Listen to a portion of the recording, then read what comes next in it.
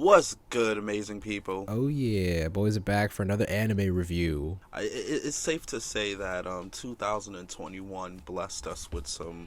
It was a pretty good year for anime. I feel like 2021. I feel like as we look back on it, between Demon Slayer, Jujutsu Kaisen and Jujutsu Kaisen. I mean, I haven't been watching it, we but had apparently One Piece was like popping off. Oh yeah, One Piece is popping off on its 1,000th episode. You also had Tokyo Revengers, which we also got a video that you can check out as well. And honestly, we do 2021 disservice without talking about this.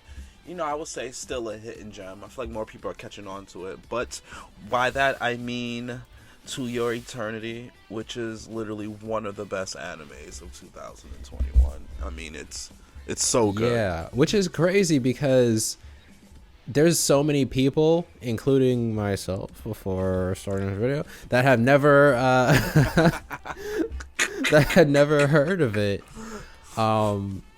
And so it really, especially for me, after you introduced me to it, it came out of nowhere, bro. Like, I was... No, seriously, no. Yeah, it definitely did come out of nowhere. And how I got into it was basically, it was just like, I was just bored one day and it came out up on a queue on Crunchyroll, and I was just like, alright.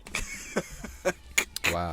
I had no idea what I was getting myself into. Bro, you're brave. I do not watch anime without a cosign.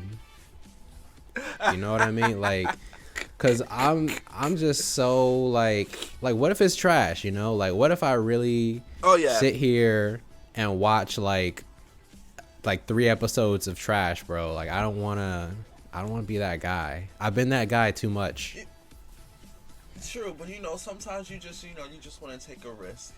You know, I have a few anime that I've like low key like, oh crap, like, okay, there are some. Sometimes it doesn't work. I'm looking at you, Platinum Man. Anyway, I have mixed feelings, but yeah. But To Your Eternity was definitely like. Yeah, it was so low-key and off the radar, especially between so much that was going on between, Tokyo Revengers, I feel like, which was really popping, and One Piece and all this. So there was so much happening in 2021. Yeah, like you're saying, the Attack on Titan Eternity, and stuff, yeah. Even Attack on Titan, exactly. It's just like, To Your Eternity was just like, there, just waiting to be watched, waiting for you to be hit with all the fucking feels and stuff like that. Yeah. The show hits you in the gut right from the get-go. Like, episode 1 is what the hell? What the hell?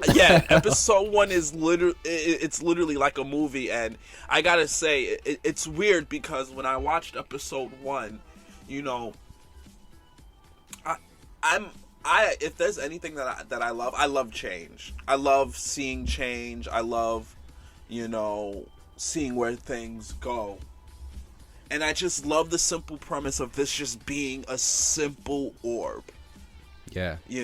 Like this is just a being that's just an orb, and it just starts out as a rock. Mm-hmm. And it remains a rock for a very long time. And I'm just like, okay, where is this really going? And you see that it waits just as a rock. The first thing that it touches, it absorbs. And, the thing about this is it's to take in information. It learns. Yeah. It takes in information and learns. Starting from literally nothing to... Nothing. And becoming a person. So, to becoming a person, it starts off as a dog because a dog died on it, and it ends up meeting a human, and the human thinks it's his dog, and technically it is its dog, but it's not, Yeah. And I gotta say, when I was watching this, the soundtrack, everything was just so good, and you follow the dog with this human, and it's like, okay, what is this story going to be? It's fascinating. For one, you have the animation looked amazing. Just absolutely like out of this world, and I'm just like, okay. Yeah, which is like, that's one thing, because usually the best animation goes to like the big budget, like Shonen Jump joints, or like I don't know, whatever rom-com is like taking over the airwaves that season. But but yeah, no, this one had like a good budget. Like I didn't spot any misses while watching this anime. Like it like did not miss at all. Yeah. And the first episode was just the layer. And what I love is that the first episode, someone had me drawn in. It was crazy because it had me drawn. I'm like, okay, this is going to be an anime that I like. Will it be an anime that I'm going to rush and fume over? Not really. But this is an anime that I'm really going to like. I knew that off of episode 1. With the animation and the soundtrack and where it was going. I'm like, okay, this is going to be a slow anime. Yeah. For the most part it is, but I'm like, okay, this is just going to be like a everyday life, anime. But, episode 2 is when, I believe is when we meet March's character. Right. In that village, we meet, Marge and, Perona. And that episode, I was like, okay, now I'm getting Princess Mononoke vibes. Because you see, like, this character design, and you're completely just thrown into this world. Yeah.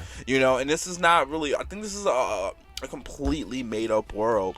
But, of course, taking elements from real, like, life and things like that. Yeah, it's like a fantasy sort of world in general. But more on the realistic side, like, there's not, like, dragons and, like, wizards and stuff all over the place. Like, it's very like it's like, I guess, medieval in a sense, but not really like European medieval, kind of just like more, it goes from like sort of tribal to like sort of Shogun Japan type of thing. Yeah, no, for sure. Just honestly, just beautiful. The designs and things like that was just so breathtaking. I was like, okay. And the second episode is when we heard the opening, which is by Utada Hikaru. It's the girl that brought us the Kingdom Hearts song. I didn't realize that. Okay. Now I'm just no. So by this time I'm like, okay, I'm in now. You got Utada Hikaru, great animation, a good story. Okay, I'm in. Yeah, like that's all you need. It's all right there. Yeah, no, like seriously, So, after the first episode when his first human friend died, it's like he learned from that. Yeah. By the way, we're gonna spoil the hell out of this, so if oh crap, sorry, spoiler alert. If you're worried about that, we are going to spoil. So, I mean, yeah. So, yeah, I mean, we know some of you are some people do like spoilers and stuff, but if you don't, please stop right now. Yeah, watch it and then come back. Stop right now and watch, okay, and then come back. Okay, watch it now. Yeah, but stop playing yourself. Go to www.crunchyroll.com right now. Oh man, right? Shit. But yeah, with you can also read the manga there too. With episode 1. What were you gonna say? What I think it's really a masterclass on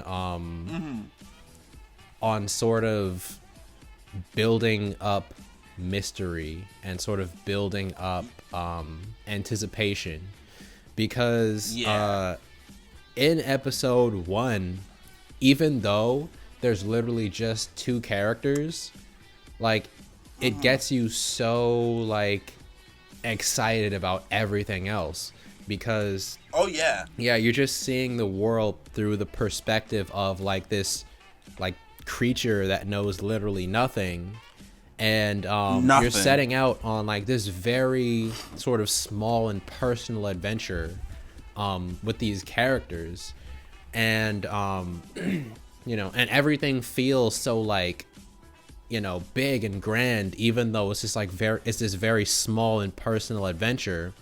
Because you just want to know what's out there. You want to know what happened to his village, like tribesmen. You want to know like what's beyond the tundra. You want to know everything, and yeah, that's what makes episode 1 so good, because it's like it can go so many places, and it's like, okay, where are we going? Yeah.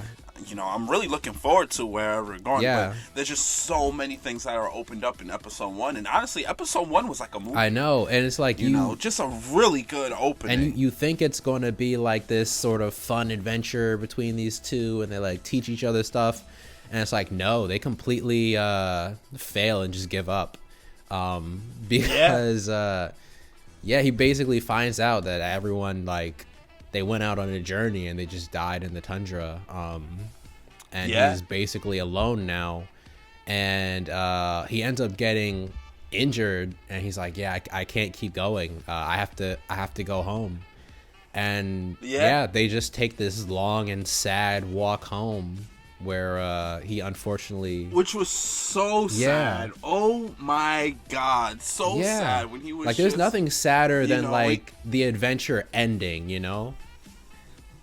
So it was, I was like, nah, they're not gonna go home, and then he showed it back home. I'm like, wow.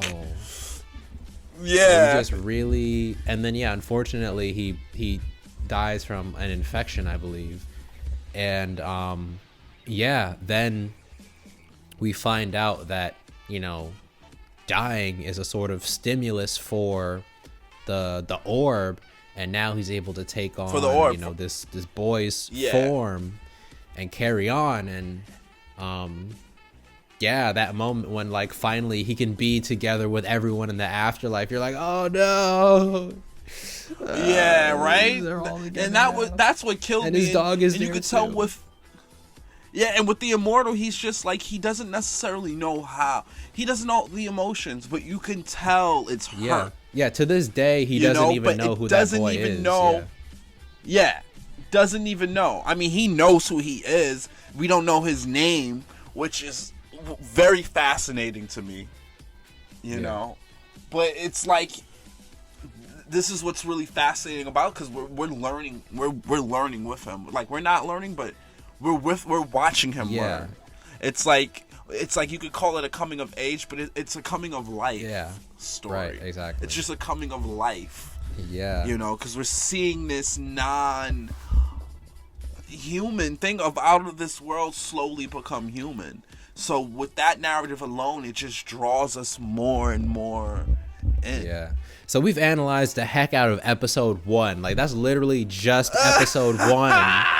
And just episode 1. And you were touching on the next episode, and from there it leads into a whole arc, actually. So it turns into arcs from there. It's not just like these little one-off episodes. So like you said, they meet March and Perona, who are you know, these two girls from this village that are under the rule of, like, I guess, this bigger empire, and basically they made it so that the village has to like sacrifice kids to this like giant bear that lives in their forest, and they're kind of under this oppressive I think that's rule. Artie-Gumo. Yeah, the Oni that's Kuma, his name.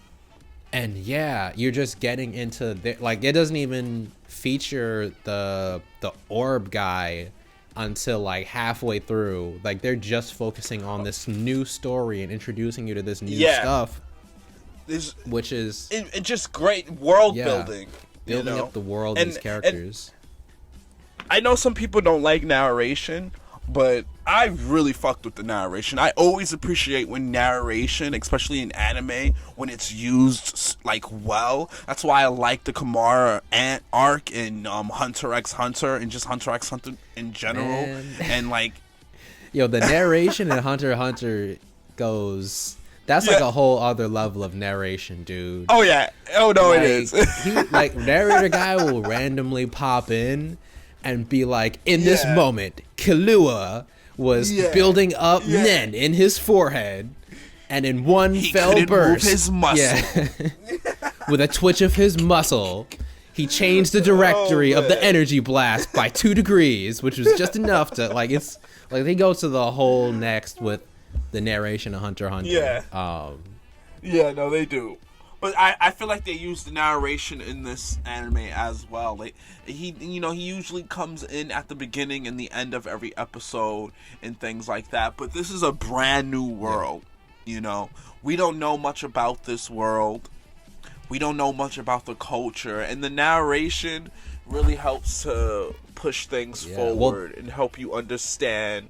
The narration is by a character as well. It's by a character too, which also helps. You know, it's by the creator of the orb. Yeah, you know, which is like a whole other thing that comes into play because as the adventure goes on and as the orb that becomes named Fushi, as he progresses, this creator shows up, and he's not only teaching us about the world, but he's trying to teach Fushi about the world.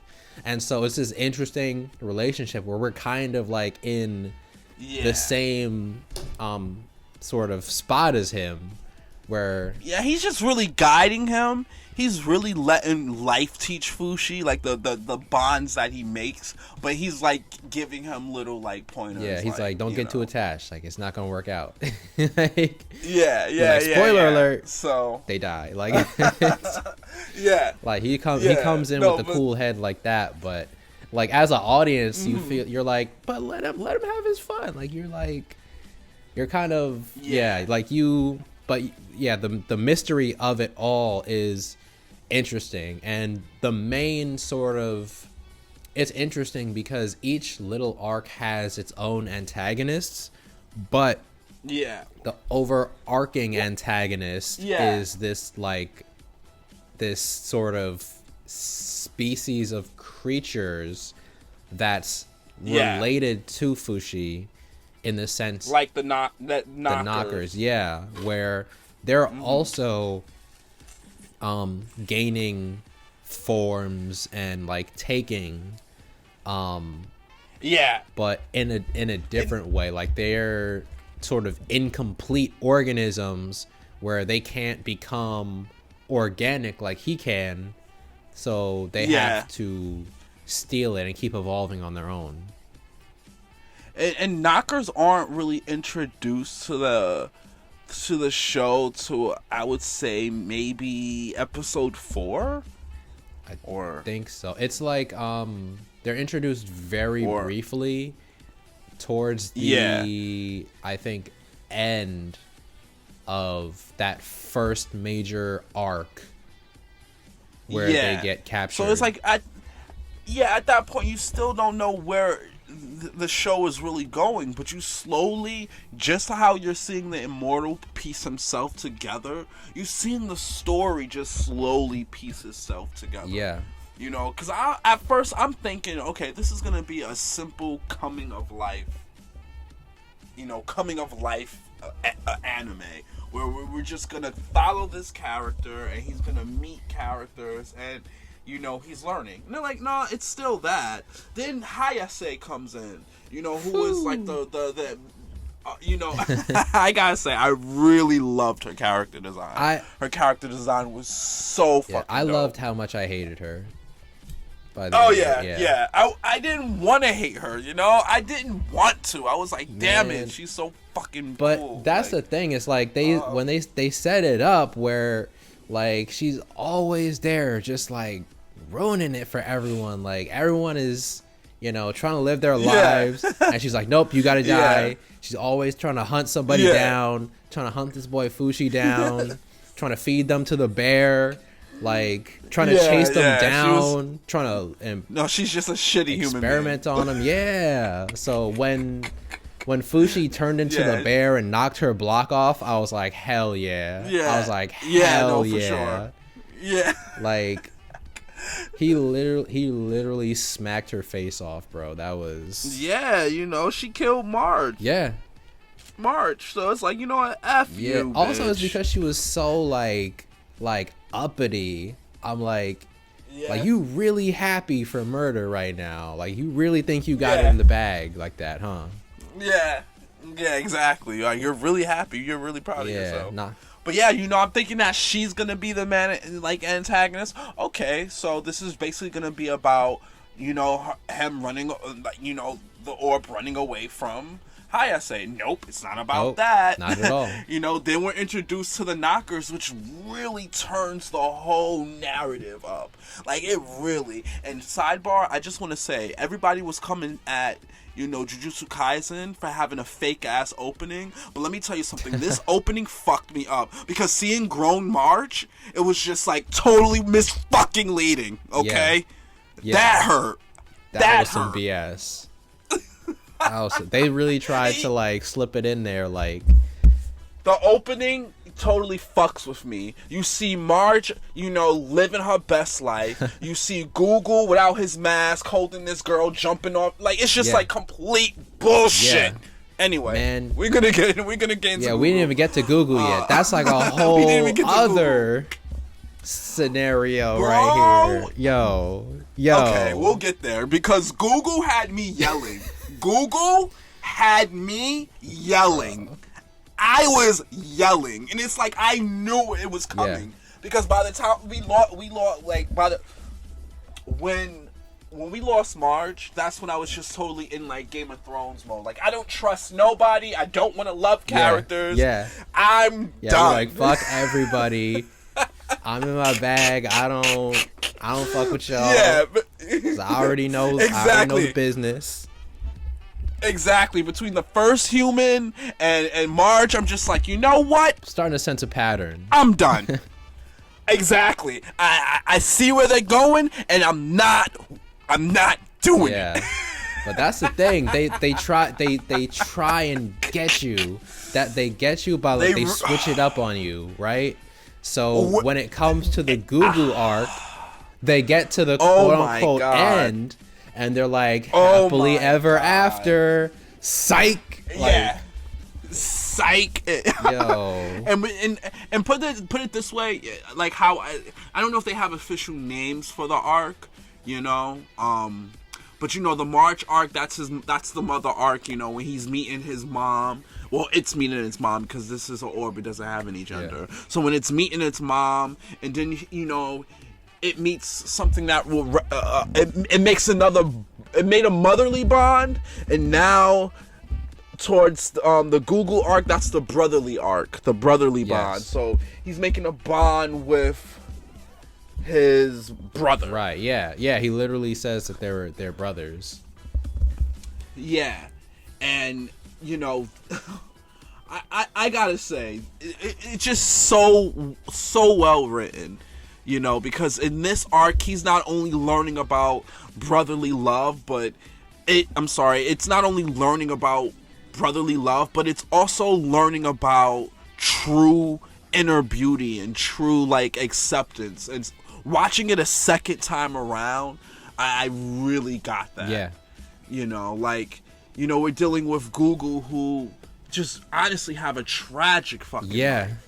Just life was just dunking on him over and dunking over. On him OD. And we got rewards for like shitty parents, but is there shitty sibling awards? Because his older brother is just top of the list fucking trash. And like I saw it coming. Like, as soon as he was like, where'd the money go, brother? And he's like, I don't know. I was like, damn, he really gonna do his brother like this. Yeah, Google a kid, and they both live in the streets. Google doing all these stuff, taming animals, doing anything he can to get ends meet, and his older brother just sits around not doing nothing. And one day, his older brother just leaves him and takes all the money they've been saving up, which was most likely just Google's money. Pretty much, yeah. And he just dips. And he just dips, and Google had a crush, and he ends up getting, his face ends up getting fucked up trying to saving his crush, saving a girl who he was in love with. Yeah. I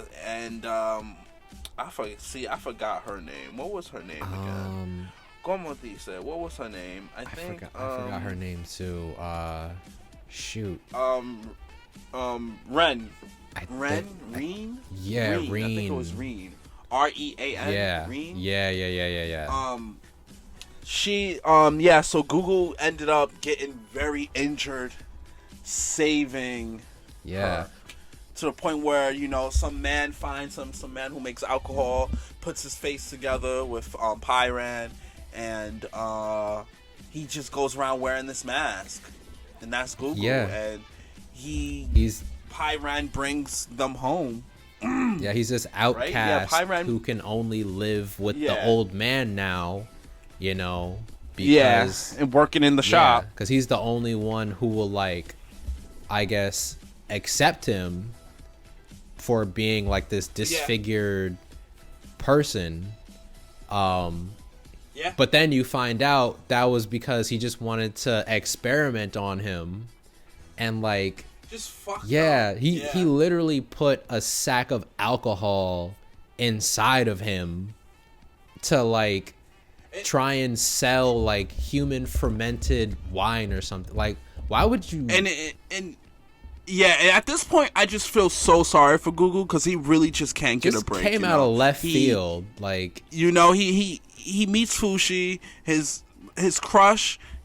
Finally comes into the shop and she wants to start living there and working there. Yeah. So just when Gugu could be happy, because she likes be a little Fushi, tight because she likes Fushi more than him. So he's already just like, ugh. And on top of being what happened? Also, the thing is, he's not even bad at talking to girls. He was chatting her up good, bro. He has game.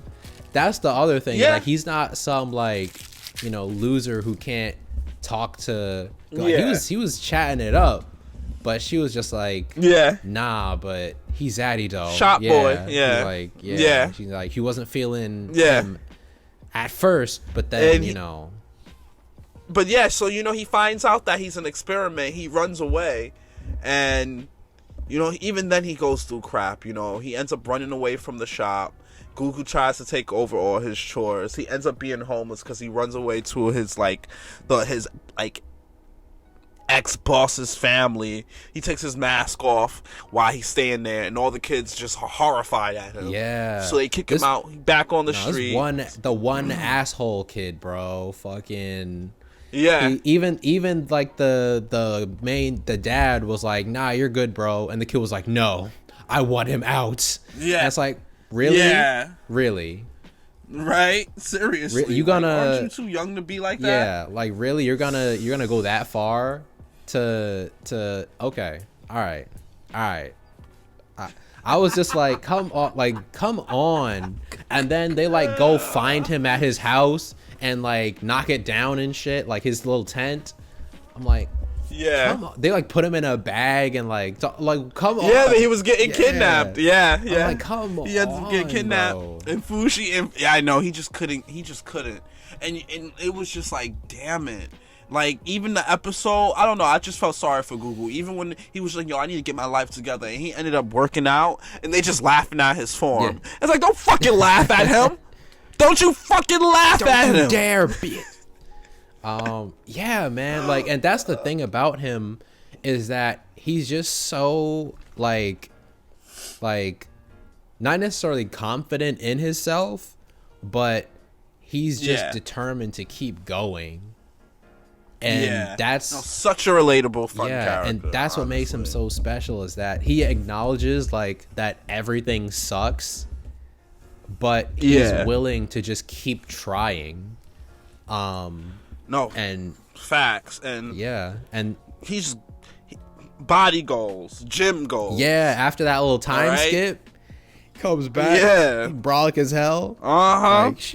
You got Reen out here blushing now. Now she blushing when she talking to you now. Now she blushing when she talking to you. Yeah. So looking like the main character now. And Google also helped. He defeated Fushi, defeat the knockers when he first ran into him. Yeah.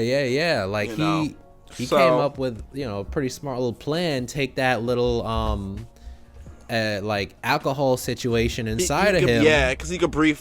And then could breathe fire. It's I'm oh shit. You could what? What? Where it's like, talk about making like the best with what you got, making, you know. That's why I just relate to his character so much, because it's like, you know, you go through shit and you just gotta push yourself and keep going, you know. And that's exactly what he does. And you know, it's like, you know, he was able to blow fire, be a fucking dragon. It's like, yeah, fuck it, you know. Yeah. But like I said, you know, Gugu lasted for a couple of like episodes. That was a good, like, you know, decent amount of episodes. Yeah. Yeah, he definitely had the longest run out of them. Yeah, so I really let my guard down. Yeah, that's why I said You know? they try and get you to let your guard down. Yeah. They're like, you know, everything's gonna be all right. Then cut Yeah. to like 4 years later, 6 years later, and I think it was 4 years later. Yeah, and then Yeah. just Oh couldn't. my god, the knockers came back and they. So and even the thing before about, that, first off, I just want to acknowledge the fact that he's still getting bullied, like fully grown. People know who he is. Yeah. Guest of honor at this like rich family's party, and everyone's still trying to bully him. Like, come on, bro. Like, right? come on. And then, you know, at some point, Reen finally realized it was Gugu that saved her and all this stuff. And it was like, okay, okay. But things are, you know. them damn knockers, they got some timing. And the thing about the knockers is they always learn too. Mm-hmm. Just like how Fushi learns, they learn too. So when you defeat them, when they're defeated, they're always going to come back differently. Yeah. You know, more evolved from the last time they fought Fushi. Yeah. So So this time they come back and they remember Gugu's strategy to beat them, which is to burn them. And these guys channel Fushi's memory. Yeah. So they make him forget about the people he interacted with. And if Fushi don't remember them, he can't become them. Yeah. And know? if he loses all of them, then he goes back to Orb, which and then that's basically a reset. Happened to him. Yeah. And if he which happened it to did him. happen to him until Gugu saved him, you know, and got him back, because if he didn't get that back, Fushi would have died essentially, because even if he starts to like get new memories, he's a different person at that point. Like, he's not Fushi anymore, you know? So yeah, like Gugu saved him that first time. The knockers held on to his bear form. They kept the bear for all those years, because Fushi could turn into like the bear from the March arc, because, you know, he understood the bear's pain, which, you know, you got to give them credit for like giving him like this monstrous animal. He's like, no, I understand your pain. I understand. Yeah. No, for sure. And yeah, so, you know, Gugu manages to, you know, hold him off and like help out, but at the end of the day, to your eternity, gotta hit you with that. Yeah. Gotta hit you with that. Gotta hit ya. Just under the rubble, protecting the love of his life.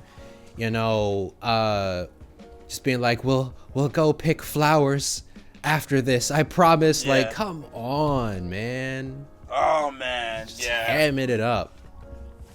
And then when he just transformed into him, I was like, no! Yeah, I was so upset. Yeah, because he saw he transformed. He's like, no.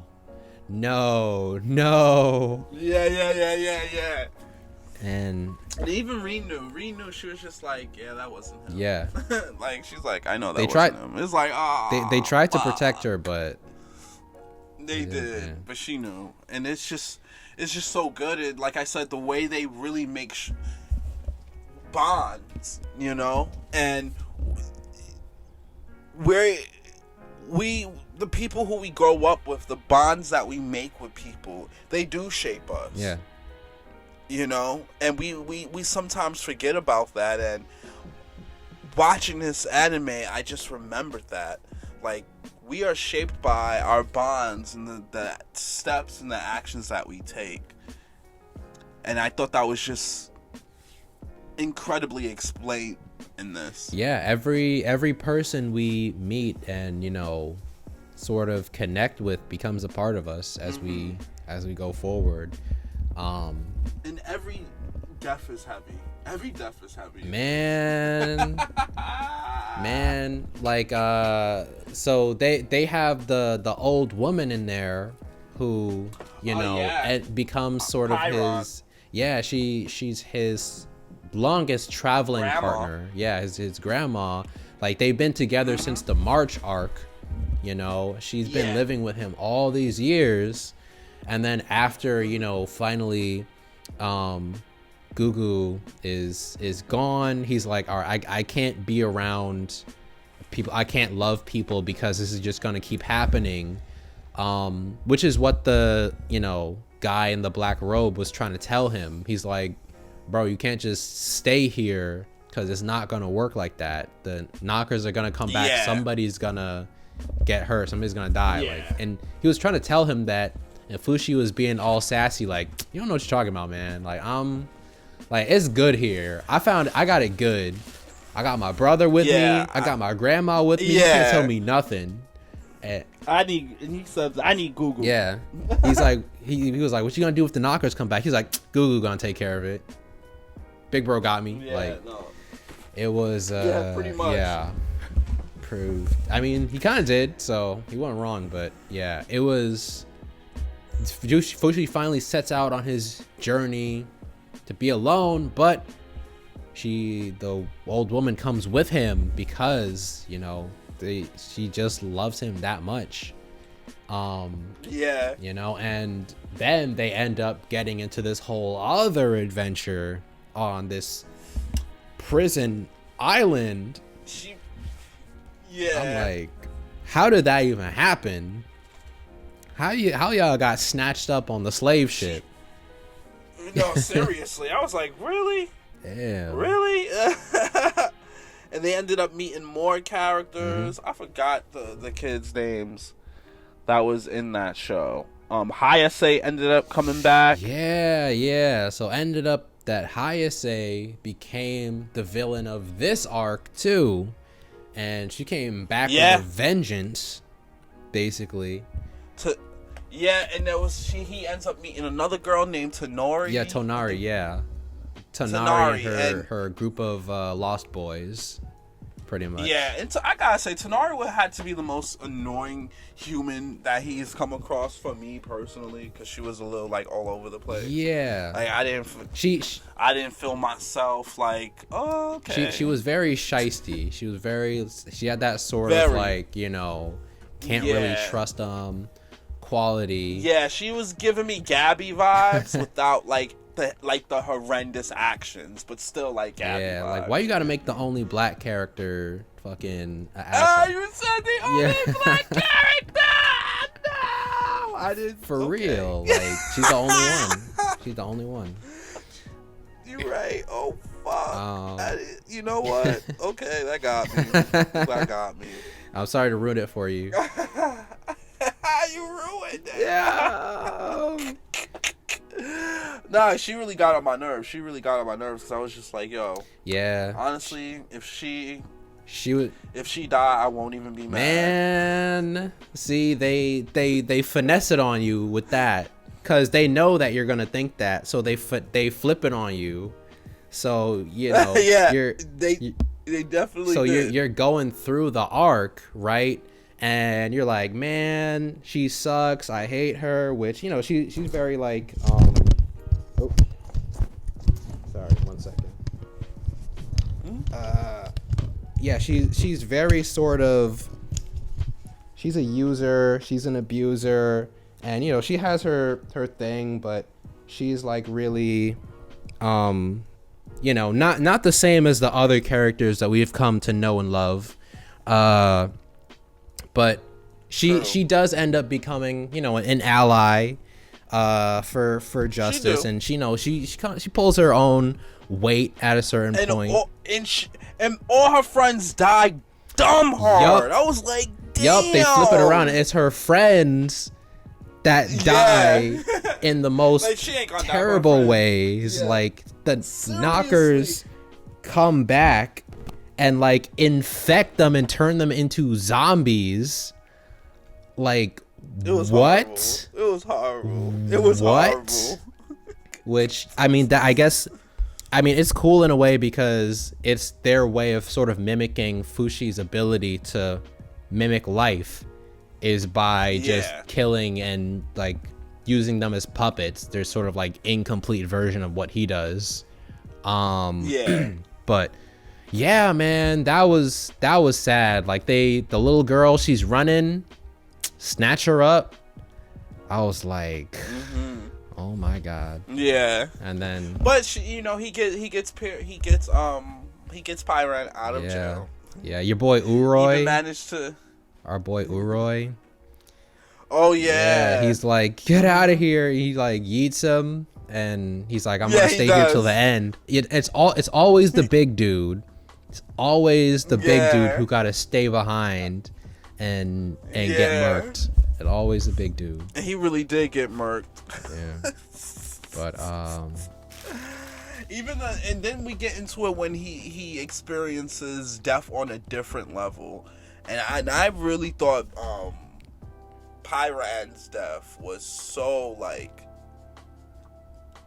I don't know, that was really like emotional for me. yeah, you know? yeah. Pioran was like, cause we can see her going for like a little, like they show you the process, because you know basically everything. Like, once they get off the island and they're able to reunite finally, you're like, yeah, everything's going to be okay. But then, you know, they're like, yeah, time marches on. And, you know, she's like, she can't stay as perfect as, you know, we would like. And, you know, she has dementia, which slowly progresses to the point where Never seen it animated in an anime before. It's like, you know, old age like that. Never seen something so human. It was accurate, you know, because, you know, people like that, definitely. they're like moody and disagreeable and irritable, and, you know, they don't entirely make sense, but, you know, they still have flashes where they come back to you. And after a while, she's like, you know what, I'm not gonna be here for too much longer, but I want to make sure that I leave him with something, because he's been taking care of me all this time. He's not gonna leave me behind. He's not gonna, you know, switch on me, even though I'm being, you know, this irritable person, this, like, you know, disagreeable person. And she reaches out to the man in the black cloak, who until now only Fushi could see, and she was like, you know what, I'm gonna die, but turn me into something that he can use. Yeah, make me useful. Yeah. And so she just gave her life over to him, and and she was reborn. Yeah, exactly. And she was she's like, go on, I'll be right here. And she dipped out on him. Also in the opening, they like flexed with the young Pioran, so you're like, what does that mean? And I was like, who is this character? And it was like, oh, we finally meet her like the last episode. Yeah, exactly. You're like, come on, really? Okay. Oh yeah. Mm-hmm. Oh my god. Speaking season 2, I just saw the trailer for season 2 as well, which came out not too long ago. Oh, I didn't see the trailer for season 2 yet. Yeah, it was like a quick teaser. Yeah, I remember at the very end of the last episode, they sort of like tease at it a little bit. With older Fushi, who's like, we don't even know what he's doing, but he just has seems to have sort of a demeanor about him now. And they kind of just leave it at that, like cliffhanger at its finest. cliffhanger at its finest, and it's a great cliffhanger because I hopped on the manga a little bit after that. I've read some of it. I'm not reading it as much, but I was like, let me just read at least a good couple of chapters to see, just to itch my bone. I do that a lot with anime. Yeah. And it's the story's gonna pick up. I'm really looking forward to where it's gonna go. You know, we're gonna meet such a completely different Fushi in season 2. Man, yeah, So that's what I was looking forward to, is the gradual change. Yeah. Maybe he's gonna be like the Amazing Spider-Man. He's like, I grew bitter and stopped pulling my punches. Yeah. Oh man. Closing note though. The closing question. Mm-hmm. Which death hurt you the most? Which death hurt me the most? I would say definitely Gugu. Wait. Because Pioran also hit me. It was the aspect of like the slowly going, like very slowly leaving, and then at the end, kind of just without saying goodbye really. She's like, I'll be waiting right here, and then she wasn't. But I guess, man, yeah, I have to. It's kind of a tie between Gugu and Pioran. For me, I would say it would have to be a tie between Gugu and Perona. Yeah, bro, that's the other thing, because when Perona hurt, man, that hurt me a lot. Because they don't even tell you that one up front. They don't. He just turned into her. Yeah, and you're like, Perona's dead? Wait, what? Like, well, and I was like, wait, no. And it's like, okay, has it been that long? No, it hasn't been that long since he's seen Perona. Oh, wait, oh shit, Perona's also young. So it's like, oh my god, are you yeah. And sometimes the most strongest deaths be the ones you don't get the most detail about. It'd be some in cinema, like the strongest deaths be the ones that you don't necessarily like see. Yeah, exactly. And we saw it, but still it was just it still felt off screen to me. But yet so powerful. I was just like, fuck. Like that one. Because they show you that something is kicking off, but then they don't elaborate at all. They just show you that Hayase is alive. And he turns into Perona, and then Hayase comes on the scene. Yeah. Just like. And it's like. And also, I think there was a theory that she was pregnant or something like that, but I don't know how accurate that is. Oh, I haven't gotten into that one. Oh, hell no. Yeah, there was a... Okay, don't make it... There was something in the way that... Listen, don't make it more sad than it needs to be. Don't make it more sad than it needs to be, y'all. I'm just speaking for the fandom. I'm just speaking for the fandom. Yeah, bro. I read comments, and... That was one of the theories I was floating around. By the way that Hayase worded her final words to Perona, so, because she was about to stab her in the stomach, and she's like, nah, that'd be too much. And so she cut her throat. Wow. Oh my. Yeah. But. Oh man. So. That's so bad. Yeah, that was a crazy character, man. Like that is some shit right there. Like she was trying to get with your boy too. Like she pulled off her clothes. I was like, what, yo? Yeah, she was wildin'. She was wildin'. Yeah, so that was crazy. But yes. So that was To Your Eternity. Just leave it off on that weird ass note right there. Up on that weird ass note. Definitely check it out, y'all.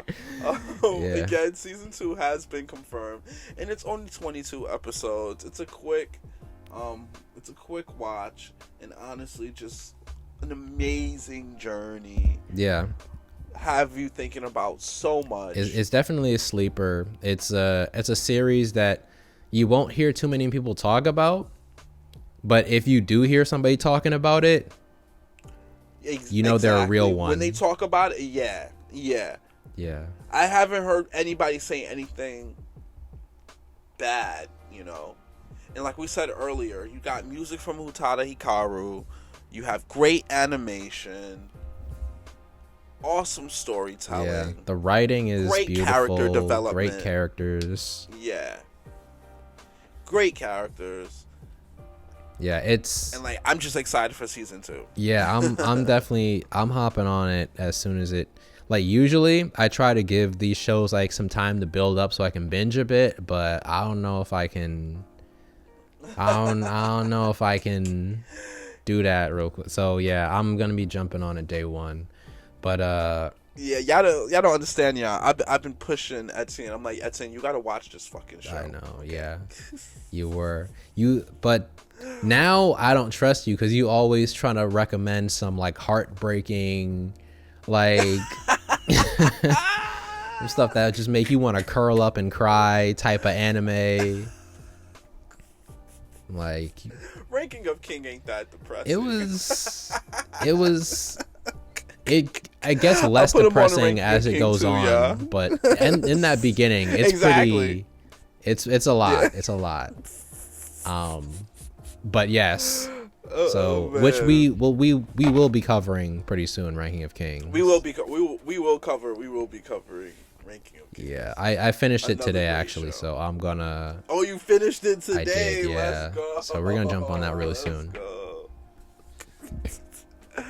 Alright, y'all. Alright, thanks for... Don't forget to like, subscribe. Yeah, do all those beautiful YouTube things. Don't do that. Ring that bell button. Do that. You know. Let us know. We really trying to... Oh, what you gonna say? Sorry. We need to like coordinate the shilling right. of the channel. So You're yeah, right. you're the ring the bell guy. And I'm the like and comment guy. Yeah. Okay, you're right. So ring the bell, y'all. Yeah, and like, comment, and let us know what you guys think in the comments below. There we go. Exactly. And if there's an anime that you guys want us to cover, shoot it in the comments. Yeah. And feel free to hit us up on IG, Discord, Twitter, whatever, bro. Exactly, sis. Yeah, we ain't sexist. Right. Or all in between, whatever. Yeah. Thank you so much, y'all. We really trying to we really trying to make that YouTube money, y'all. So so show some support and love, and thanks again for tuning in. And with that said, we are out of here. Peace. Peace.